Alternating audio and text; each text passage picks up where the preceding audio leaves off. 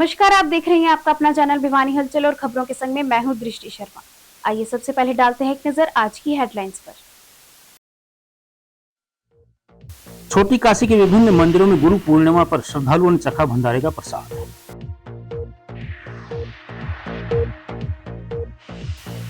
स्कूली बस का संतुलन बिगड़ा, बाल बाल बचे स्कूली बच्चे। विपक्ष के पास नहीं कोई मुद्दा, उनको केवल विरोध करना आता है, कहा मंत्री गंगवा ने। युवाओं की ताकत लाएगी बदलाव, कहा दिग्विजय सिंह चौटाला ने।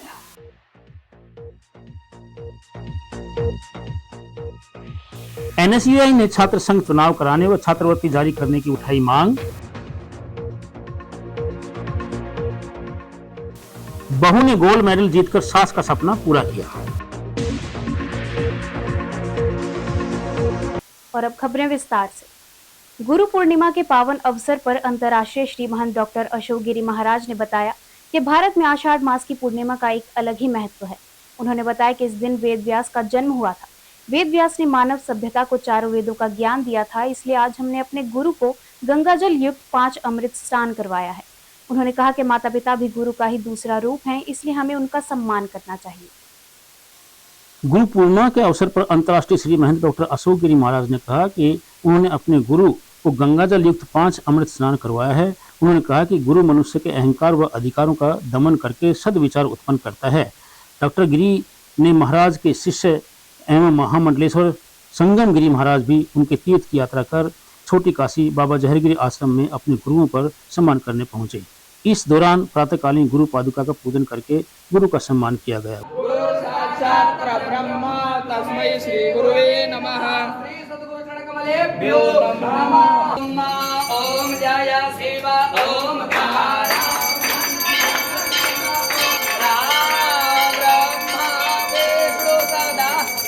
भोले भोले नाथ महादेव हर महागीधारा ओम हर हरे एकानंद पुराणन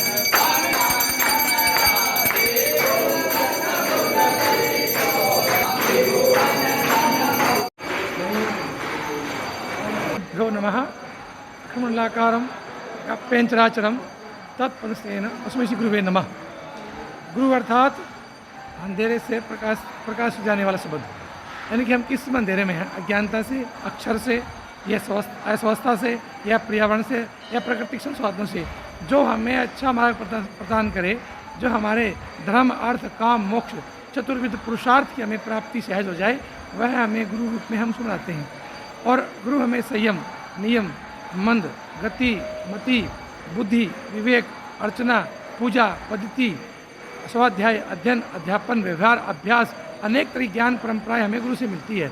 जीवन की जीवन शैली, यहाँ तक कि गो, गीता, गायत्री, गंगा इत्यादि का भी उद्गम गुरु के चरणों से ही है। गुरु अर्थात सर्वभौम, जो कि सर्व सृष्टि के निर्माण करने में सहायक है भोलेनाथ, उनमें वह भी अपने गुरु आराध्य मानते हैं स्वयं को ही। तो आज के दिन हम सत्संकल्प करें, जो भी आपके मार्ग में अवरुखता है, जैसे कि अभी प्राकृतिक सौंदर्य स्वरूप है, वो भी हमें गुरु रूप में माननी चाहिए। तो उसे हम क्या प्रदान करें, उसे हम उसका सौंदर्य प्रदान करें। वृक्ष रूप में हमें किस तरह की धरा चाहिए, वो भी गुरु हमारी, क्योंकि हमें वो पेट का पान करती है। भूख रूपी जो अंधकार है उसको समाप्त करती है। जब उस पर अन्न पैदा होगा, अन्न कैसा होगा, जो औषधियुक्त होगा, वो तब संभव है जब आपके विचार, आपकी समग्र बुद्धि प्राकृतिक पर्यावरण के प्रति और अपने अध्यात्म के प्रति सचेतना रखते हुए एक हो जाएंगे और गुरु को समर्पित कर देंगे, तब आप गुरु शब्द को जान पाएंगे। वहीं जोगीवाला मंदिर के महंत वेदनाथ महाराज ने कहा कि गुरु और शिष्य की परंपरा आदि अनादि काल से चली आ रही है। गुरु के आशीर्वाद से ही हर कार्य पूर्ण होता है। उन्होंने कहा कि यह देश ऋषि मुनियों और साधु महात्माओं का देश है और एक गुरु ही सही दिशा व दशा देने का काम करता है। शिष्य गुरु को ईश्वर के रूप में मानता है तो उसकी सभी मनोकामनाएं पूर्ण होती हैं। माता पिता भी गुरु का ही दूसरा रूप है, इसलिए हमें उनका सम्मान करना चाहिए। विशेष करके हमारे जो शास्त्रों में व्यास जी हुए हैं, तो उसके व्यास जी का जन्मदिन के गुरु पूर्णिमा के, जो कि व्यास गद्दी जो कथाओं में और उनमें जो व्यास गद्दी है उसका सबसे बड़ा महत्व है। वो गुरु शिष्य परंपरा के हिसाब से सबसे बड़ी मानी गई है। तो व्यास जी का है तो गुरु शिष्य परंपरा आदि अनादि से चले जा रहा है, क्योंकि गुरु का अर्थ है कि जो अंधकार से प्रकाश की ओर लाने, उसी का नाम गुरु है। तो हमारे आध्यात्मिकता में वैसे तो जीवन में हर पहलू पर गुरु की भी एक प्रेरणा होती है। शुरू में हम जन्म लेते हैं तो माता पिता भी गुरु के रूप में होते हैं, फिर हम शिक्षित होते हैं तो गुरुकुल में या स्कूलों में जाते हैं, वहाँ भी एक गुरु परंपरा है। उसी प्रकार फिर व्यवसाय के लिए भी यदि हम किसी एक कार्य को सीखने के लिए करते हो तो जीवन सारा एक गुरु शिष्य परंपरा का जुड़ा हुआ है। तो आत्मा और परमात्मा का मिलन और आत्मा की को प्रकाशित करने के लिए गुरु की बड़ी महिमा है, क्योंकि पहले जिन गुरु लोगों ने जो उस आत्मा की अध्ययन करके उसको प्राप्त किया है, उसका नाम उसी के उपलक्ष्य में पूर्ण रूप से आज ये गुरु पूर्णिमा मनाई जाती है। वहीं हनुमानजोड़ी धाम मंदिर महंत चरणदास महाराज ने कहा कि देश को सही दिशा ले जाने के लिए गुरुओं का विशेष महत्व है। उन्होंने चतुर्मास के प्रारंभ में पौधारोपण करके आज की पूर्णिमा को मनाया। गुरु पूर्णिमा वैसे तो ये देश गुरुओं का है, ऋषियों का है, मुनियों का है, संतों का है, क्योंकि कहीं न कहीं समय समय पर इन्होंने ही लोगों को, समाज को और देश को दिशा दी है। और देश सही दिशा में चले उसके लिए हम सब प्रयासरत रहें, प्रयास करें। और गुरुओं का दिन है, उनको हमने पूजा है, मनाया है। जहाँ जहाँ जिन के लोगों की अपनी आस्था है, श्रद्धा है, सब लोग वहाँ पहुँच करके उन गुरु को मना करके आए हैं, गुरु को सम्मान दिया है। तो हमने भी यहाँ आज वेद व्यास भगवान जो हमारे अब चतुर्मासा जो कार्यक्रम शुरू हुआ है, आज से शुरू है, तो 4 महीने तक हम संतों को याद करेंगे। शुभारंभ हमने आज वेद व्यास जी से उनकी जयंती को लेकर के किया है और पौधारोपण भी किया है और संकल्प लिया है कि हमने 4 महीने तक पौधों को लगाएंगे, पौधों को पालेंगे, पौधों का संरक्षण देंगे। और अब ये पानी बरसात का मौसम है तो पानी को भी कहीं न कहीं हम अपना सहेज के रखेंगे, पानी को इकट्ठा करेंगे ताकि हमारे आने वाले समय में वो हमारे जीवन की जो है पूर्ति कर सके। और पानी को बचाना, पौधे लगाना, पर्यावरण को बचाना बहुत बड़ी जिम्मेवारी है। और हम सब संतों की तरफ से भी ये प्रेरणा है लोगों को कि आप भी इस मिशन में अपने जो है ना अपने यथा योग्य अनुसार जितनी अपने समर्थ है उसके अनुसार काम करें। और हमारी पीढ़ी को बचाने का भी एक बहुत बड़ा जिम्मा हम सब का है, क्योंकि संतों ने ही हमेशा चिंता की है कि हमारे समाज में यदि कहीं बुराइयां आती हैं, समाज बुराइयों की तरफ जाता है तो उसको कहीं न कहीं रोकने का, उनको सही रास्ते पर लाने का प्रयास भी संतों ने किया है। तो उनके प्रेरणाओं को और उनके जो विचार हैं, उनके संदेश, उनको जीवन में लेकर के आगे हम काम करेंगे।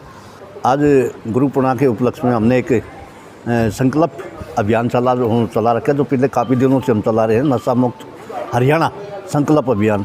उसके तहत पे आज हमने हनुमानजोड़ी धाम में और अपने जो साथी हैं, अपने जो युवा हैं, उनको ये एक संदेश दिया है कि आज हम संकल्प लें कि हम नशे जैसी बीमारी को कैसे हमारे जो युवा शक्ति उनको बचाया जा सके, किस प्रकार से पानी का संरक्षण हो, किस प्रकार से पानी की एक एक बूंद को बचाया जा सके, किस प्रकार से हमारा जो पर्यावरण दिन प्रतिदिन दूषित होता जा रहा है, किस प्रकार से हम ज़्यादा से ज़्यादा पौधे लगाकर अपने जन्मदिन पर, अपने हर खुशी के मौके पे ज़्यादा से ज़्यादा पौधे लगाएं। भिवानी के गांव बलियाली से बवानीखेड़ा रोड पर एक स्कूल बस सड़क से करीब 7-8 फीट नीचे खेतों में उतर आई, जिसमें करीब 50 बच्चे सवार बताए जा रहे हैं। कुछ बच्चों का चोट आई, परंतु कोई बड़ा हादसा नहीं हुआ। सूचना मिलते ही ग्रामीण और पुलिस मौके पर पहुंची और जांच में जुट गई। बवानीखेड़ा के एसएचओ ने बताया कि मामले में ड्राइवर की लापरवाही बताई जा रही है, पर किसी दोषी को बख्शा नहीं जाएगा। इस बारे में बवानीखेड़ा के एसएचओ ने बताया कि उन्हें सूचना प्राप्त हुई थी कि एक बस सड़क से नीचे रास्ता देते वक्त उतर गई। सभी बच्चे ठीक हैं। मामले में ड्राइवर की लापरवाही बताई जा रही है, किसी दोषी को बख्शा नहीं जाएगा। फिलहाल सभी बच्चे सुरक्षित हैं। कुछ स्कूल में चले गए हैं तो कुछ बच्चे अपने घर चले गए हैं। वहीं बलियाली गांव के सरपंच सचिन सरदाना ने बताया कि बड़ा हादसा होते होते बच गया। दोनों किनारों पर माटी का कटाव होने के कारण सड़क खराब हो चुकी है। वे पहले भी सड़क के बारे में पीडब्ल्यूडी को अवगत करवा चुके हैं, लेकिन उन्होंने कोई संज्ञान नहीं लिया। स्कूल प्रशासन व ड्राइवर की लापरवाही का भी मामला सामने आया है। प्राइवेट स्कूल में 7-8 बसें सुबह जाती हैं, शाम को दोपहर को वापस भी आती हैं। तो मामला मुझे जहाँ तक नज़र आ रहा है, यहाँ पर आके काफ़ी 1-1.5 घंटा हो गया मुझे आए हुए, तो हम उसी टाइम तुरंत मौके पर आ गए थे। तो मामला लापरवाही का लग रहा है, जहाँ तक मुझे यहाँ पता लगा है। लापरवाही किसकी है? लापरवाही ड्राइवर की, लापरवाही जो भी मतलब रोड की पीडब्ल्यूडी की जो कि दोनों तरफ से कटाव हो रखा है। तो इस तरह की जो बस का जो नंबर लिखा हुआ है उस पर वो नंबर भी नहीं मिल रहा। स्कूल प्रशासन की भी लापरवाही है, स्कूल प्रशासन अभी तक यहाँ पर पहुँचा नहीं है। जो दूसरा प्रिंसिपल का नंबर दिया गया वो भी नहीं मिल रहा है। बड़ी मुश्किल से उनसे बात होने के बाद, अभी बात हुई है 1 घंटे बाद। ड्राइवर जैसे जहाँ की बसें होती है लगभग ये प्राइवेट स्कूल वाले आसपास के वहीं के ड्राइवर रखते हैं। तो ड्राइवर इसमें बता रहे हैं बच्चे, वो तो बच्चे ही बता पाएंगे एक बार, जो स्कूल के बच्चे थे उसमें जो बड़े बच्चे थे। तो सुनने में तो यही आ रहा है कि भाई ड्राइवर साथ में बैठा था और जो दूसरा ड्राइवर है वो बस को चला रहा था। और जब ये बस जैसे गिरी है तो इसके साथ में एक बस क्रॉसिंग भी हुई है जो कि यहाँ सोलर कंपनी के कर्मचारियों को ले जाती है। तो ये सारी बातें मिलाकर मतलब बड़ा हादसा, बहुत बड़ा हादसा टल गया है। आज करीब 8 बजे सूचना प्राप्त हुई कि बलियाली से भवानी खेड़ा एक रेनबो इंटरनेशनल स्कूल है भवानी खेड़े में, जिसकी बस बलियाली से भवानी खेड़ा जा रही थी, जिसमें करीब 50-60 बच्चे बताए। छोटे बच्चे भी हैं, +2 तक के बच्चे हैं जो, और बच्चे तकरीबन सभी ठीक हैं, किसी का कोई ऐसी ज़्यादा वो नहीं है, नॉर्मल है। कुछ बच्चे स्कूल में चले गए, कुछ घर चले गए। ड्राइवर की लापरवाही भी बताई जा रही है। हाँ, ड्राइवर की लापरवाही तो है ही, बाकी थोड़ा मौसम की वजह से थोड़ा कच्चा है रोड के नीचे, और ड्राइवर से तो है ही लापरवाही, जो गाड़ी नीचे उतरी है कंट्रोल नहीं कर पाया। हम देख लेंगे, बच्चों से पता करेंगे, मालिकों से पता करेंगे स्कूल से कौन ड्राइवर था इस बस के ऊपर और कौन चला रहा था। अगर जो दूसरा होगा तो भी क्या बच्चों से भी वेरिफिकेशन की जाएगी कि भी ड्राइवर चेंज हुआ है कि नहीं? करेंगे, सच्चाई क्या है, कौन चला रहा था। तो किस प्रकार की आगामी कार्रवाई होगी सर इस मामले में? सर इसमें बच्चों को पेरेंट्स से मिलेंगे, दरखास्त लेंगे, जो भी दरखास्त देंगे उसके खिलाफ, जिसकी लापरवाही बनाई उसके खिलाफ कानूनी कार्रवाई करेंगे। कैबिनेट मंत्री रणबीर सिंह गंगवा ने कहा है कि 13 जुलाई को भिवानी में दक्ष प्रजापति जयंती पर प्रदेश स्तरीय समारोह आयोजित किया जा रहा है, जिसमें मुख्यमंत्री नायब सिंह सैनी मुख्य अतिथि होंगे। उन्होंने कहा कि इस कार्यक्रम को लेकर पूरे प्रदेश में भारी उत्साह है। कार्यक्रम की तैयारियों को लेकर मंत्री ने पीडब्ल्यूडी रेस्ट हाउस में अधिकारियों साथ बैठक की। इस दौरान उन्होंने मानसून के कारण सड़कों की दुर्दशा और जल भराव पर भी चिंता जताई और संबंधित विभागों को जल्द निपटने के निर्देश दिए। भिवानी पहुंचने पर कैबिनेट मंत्री रणबीर गंगवा ने बिहार चुनाव को लेकर कहा कि पूरे देश में पिछले 11 सालों से पीएम नरेंद्र मोदी के नेतृत्व में देश आगे बढ़ रहा है, इसलिए प्रदेश व देश के लोगों ने मन बना लिया है कि भाजपा सरकार बनाकर पीएम मोदी के हाथ मजबूत करने का काम करें। जहां जहां भाजपा की सरकार नहीं थी वहां भी भाजपा की सरकार बन रही है। बिहार में भी निश्चित तौर पर एनडीए की सरकार ही बनेगी। वहीं रिवाइज वोटर लिस्ट को लेकर चले विवाद पर उन्होंने कहा कि विपक्षियों के पास कुछ मुद्दे नहीं है, उन्हें केवल विरोध करना आता है। अब वे वोटर लिस्ट की बात कर रहे हैं और हारने के बाद ईवीएम की बात करेंगे। कैबिनेट मंत्री ने एसवाईएल के मुद्दे पर कहा कि हरियाणा को बहुत पहले एसवाईएल का पानी मिल जाना चाहिए था। हरियाणा पंजाब से अलग हुआ था, तब 60-40 का रेशो बनाया गया था। अब सुप्रीम कोर्ट का फैसला भी आ गया है। वहीं उन्होंने कहा कि हरियाणा में बढ़ते क्राइम पर विपक्षी दलों को जवाब देते हुए कि मुख्यमंत्री नायब सिंह सैनी ने पुलिस को पूरी तरह से छूट दे दी है। हमारे मुख्यमंत्री नायब सैनी जी का भी इस बात के लिए धन्यवाद करेंगे कि उन्होंने महाराजा दक्ष जयंती सरकारी स्तर पर मनाने का निर्णय लिया, और जिस तरीके से भारतीय जनता पार्टी की सरकार बनने के बाद में सभी महापुरुषों का जन्मदिन, संत महात्माओं का जन्मदिन सरकारी स्तर पे मनाने का काम किया है, जिससे सभी वर्गों को सम्मान देने का काम किया है। जितने भी हमारे महापुरुष होते हैं ऐसे कोई एक जाति के नहीं, बल्कि सभी पूरे समाज को अपना मार्गदर्शन देने के लिए, शिक्षा देने के लिए आते हैं। और भारतीय जनता पार्टी की आज सरकार देश में भी प्रदेश के अंदर है, जो संत महात्मा महापुरुष जो हमें जो शिक्षा दे करके गए हैं, उस शिक्षा को भी लागू करके ये देश और प्रदेश आगे बढ़ रहा है। जिस तरीके से चाहे वो हमारे जो पंडित दीनदयाल उपाध्याय का मूल मंत्र है, अंत्योदय अंतिम व्यक्ति तक सरकारी सेवाओं का लाभ पहुंचे, और हर वर्ग आगे आ सके, इसके लिए तमाम कदम उठाने का काम हमारी सरकार कर रही है।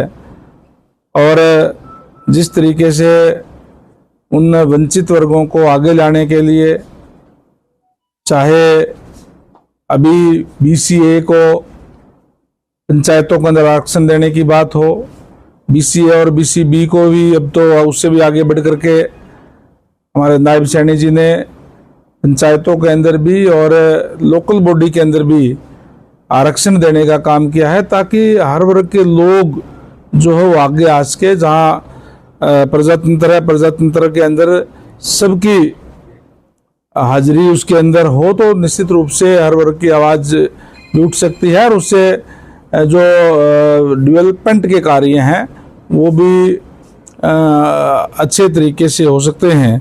आज आदरणीय नायब सैनी जी के नेतृत्व के अंदर पूरे प्रदेश के अंदर बिना किसी भेदभाव के, बिना कोई क्षेत्रवाद के, बिना कोई जात पात के कार्य जो है लगातार हर वर्ग के हो रहे हैं। और यही कारण है कि आज जिस तरीके से मैंने कहा कि हर वर्ग के जो हमारे जो संत महात्मा हुए हैं उनकी जयंतियां सरकारी स्तर पर मनाने का काम जो है कर रहे हैं। हम इसके लिए माननीय CM साहब का धन्यवाद भी करते हैं और आपके चैनल के माध्यम से भी मैं सबसे निवेदन करता हूं कि ज़्यादा से ज़्यादा संख्या में आकर के हम 13 तारीख को इतवार के दिन यहाँ धूमधाम से महाराजा दक्ष जयंती मनाने का काम करें। जेजेपी के युवा प्रदेश अध्यक्ष दिग्विजय चौटाला ने युवा जोड़ो अभियान के तहत भिवानी जिला के बवानीखेड़ा व तोशाम हलके के गांव का दौरा किया। इस दौरान बड़ी बात ये रही कि तेज बारिश के बावजूद दिग्विजय ने अपने दौरे जारी रखे। बारिश के बीच उन्होंने भाषण दिया। लोकसभा व विधानसभा चुनाव में जेजेपी की हार पर दिग्विजय चौटाला ने पूर्व CM भूपेंद्र हुड्डा को जिम्मेदार ठहराया और हुड्डा को उन्होंने मार्केट का नया प्रोजेक्ट बता डाला। दिग्विजय ने कहा कि जनता नए प्रोजेक्ट के झांसे में आ गई थी, पर हुड्डा ने पुत्र मोह में सब डुबो दिया।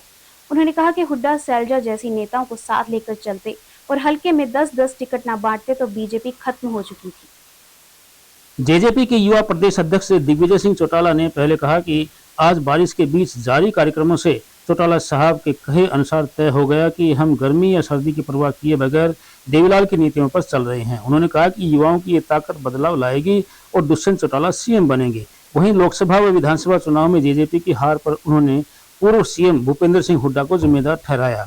साथ ही दिग्विजय सिंह चौटाला हरियाणा सरकार व CM पर भी निशाना साधा और कहा कि इस कमजोर सरकार में गुंडे न तो गुंडागर्दी छोड़ रहे हैं और न ही हरियाणा। उन्होंने कहा कि आज भाजपा के MLA या मंत्रियों की चपरासी भी नहीं सुनता। बवानीखेड़ा के अंदर युवा जोड़ो अभियान भिवानी जिले की शुरुआत हुई है और आप देख रहे हो कि जैसे चौटाला साहब कहते थे कि सर्दी गर्मी बारिश की परवाह ना करते हुए हमारी पार्टी का कार्यकर्ता किन्हीं भी परिस्थितियों में, हालातों में, जो देवीलाल जी की विचारधारा पर चल करके प्रदेश के गरीब किसान मजदूर की लड़ाई लड़ने के लिए सदैव तत्पर रहता है। प्रत्यक्ष को प्रमाण की आवश्यकता नहीं। आज इन नौजवानों का जोश, भाई पंकज और इसकी पूरे नौजवान टीम की जो मेहनत है वो दर्शा रही है और जिस प्रकार प्रदेश का युवा जेजेपी से जुड़ रहा है, भविष्य में लोग, मुझे ऐसा लगता है कि 4.25 साल के अंदर दुष्यंत चौटाला की ये नौजवान ताकत बन करके खड़े हो जाएंगे और वैकल्पिक तौर पर बहुत बड़ा बदलाव प्रदेश के अंदर आएगा जो दुष्यंत चौटाला को मुख्यमंत्री की कुर्सी तक ले जाने का काम करेगा। प्रदेश के अंदर किसान, कमेरे, गरीब और मजदूर की सरकार बनेगी, इसको कोई रोक नहीं सकता। ये लहर आज जो शुरू हुई है ये इस बात का प्रमाण है। कोई मैं कह रहा हूँ कि कई बार हालात परिस्थितियाँ होती हैं, हालात के आगे तो बड़े बड़ों को झुकना पड़ता है और हालात परिस्थितियाँ ऐसी रही, बदल जाएंगे हालात। समय, कई बार कोई प्रोडक्ट नया मार्केट में जब आता है तो उसकी बड़ी वाहवाही हो जाती है, मगर लोग उसको जब आजमाते हैं तो फिर लोग पुराने वाले को याद करते हैं, भाई ओरिजिनल ही ठीक था। तो लोग अब ये कह रहे हैं कि भाई ये हुड्डा जो है ये पुत्र मोह में इसने सब डुबा दिया। अगर ये शैलजा जी को और लोगों को साथ लेकर के चलता, 10-10 टिकट हर हल्के में ना बांटता, प्रदेश में तो सरकार गई हुई थी बीजेपी की, तो कोई रोक ही नहीं सकता था। लोगों ने वैकल्पिक तौर पर इन्हें चुना था, मगर इन्होंने घर में आई हुई लक्ष्मी को दुत्कार दिया, घर में प्रदेश की जनता की सोच को जो दुत्कार दिया। अब वो तो ये जाने क्यों दुत्कारा, क्यों नहीं। अब लोग इनसे आज देख लो ना, कहीं कोई एग्जिस्टेंस ही नहीं बची, कहीं कोई नाम ले हुई नहीं बचा।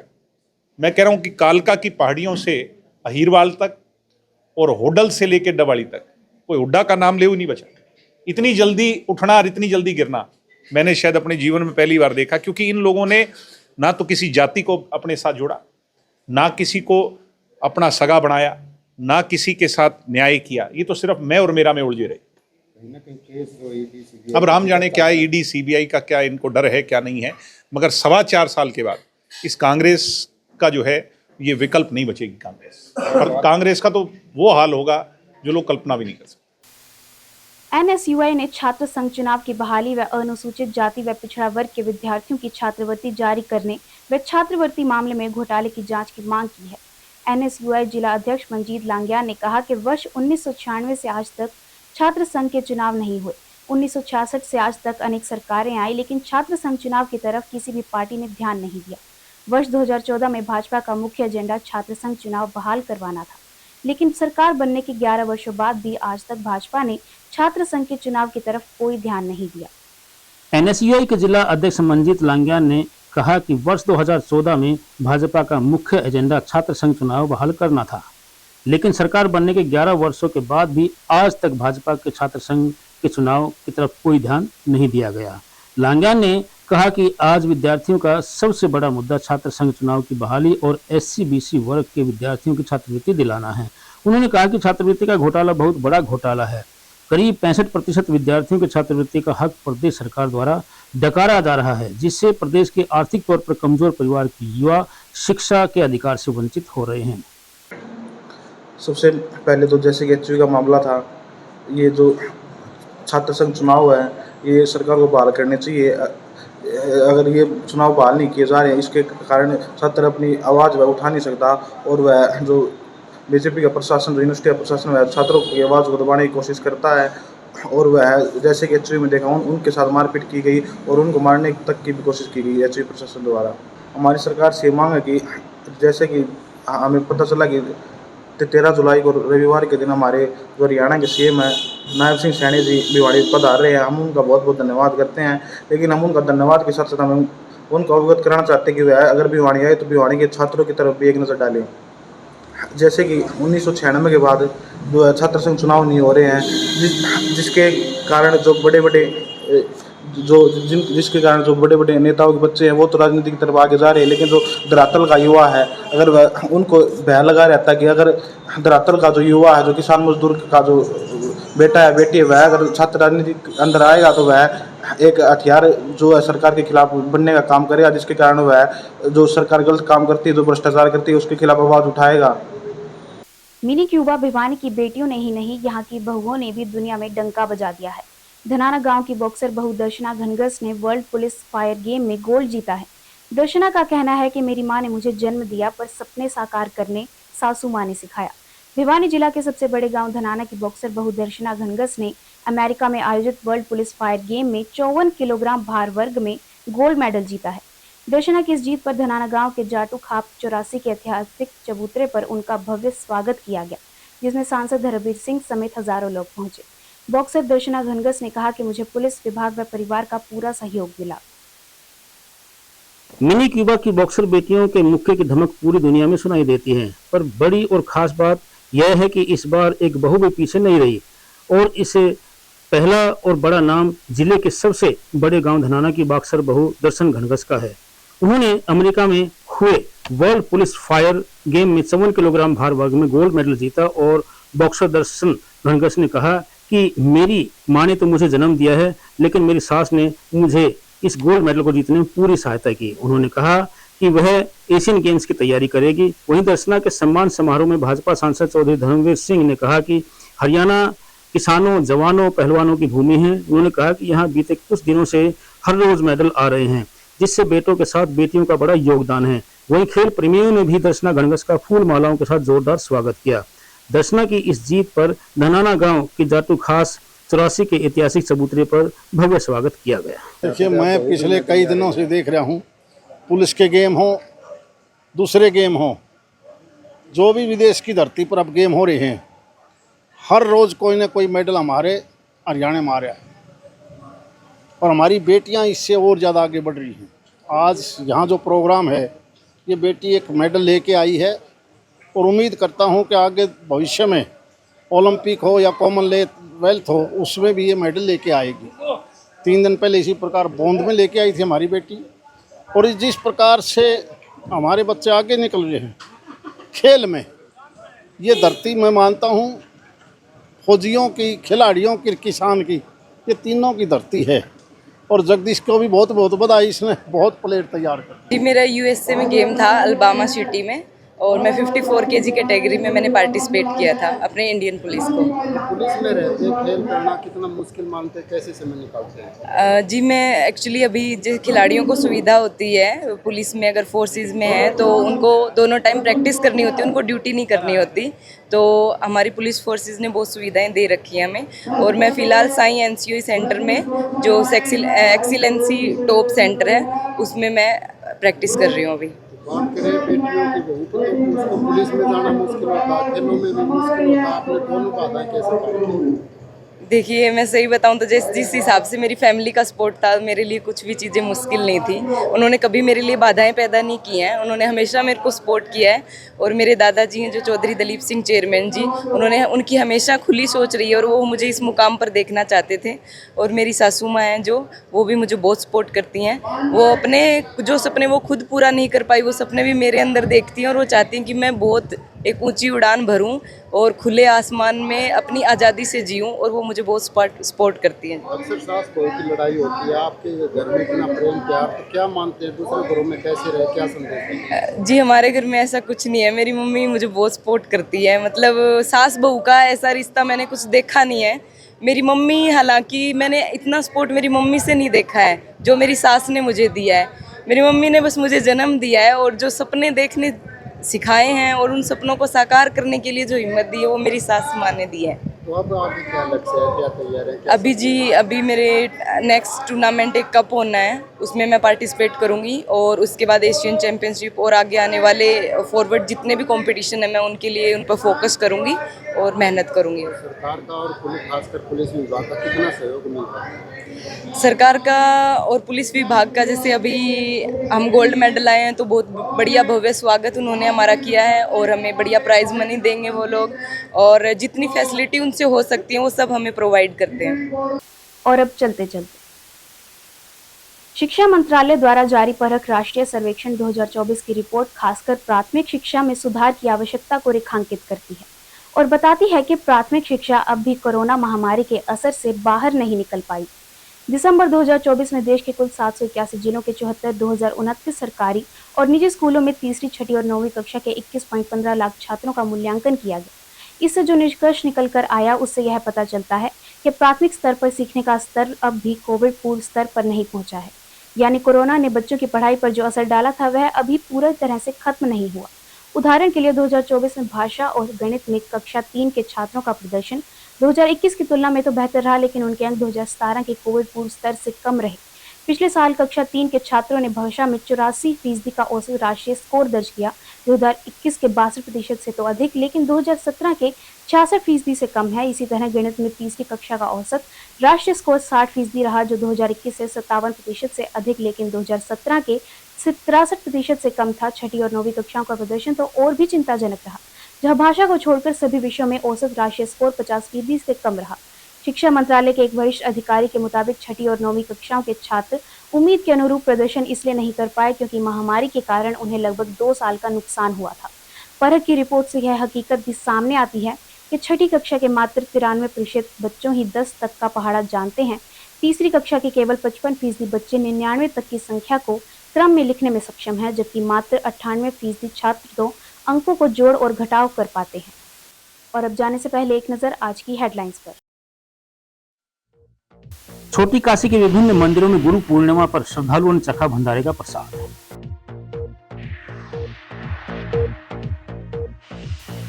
स्कूली बस का संतुलन बिगड़ा, बाल बाल बचे स्कूली बच्चे।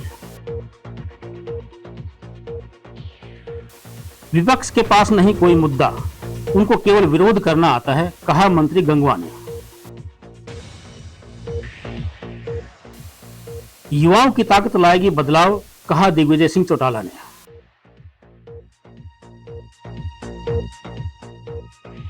एनएसयूआई ने छात्र संघ चुनाव कराने व छात्रवृत्ति जारी करने की उठाई मांग।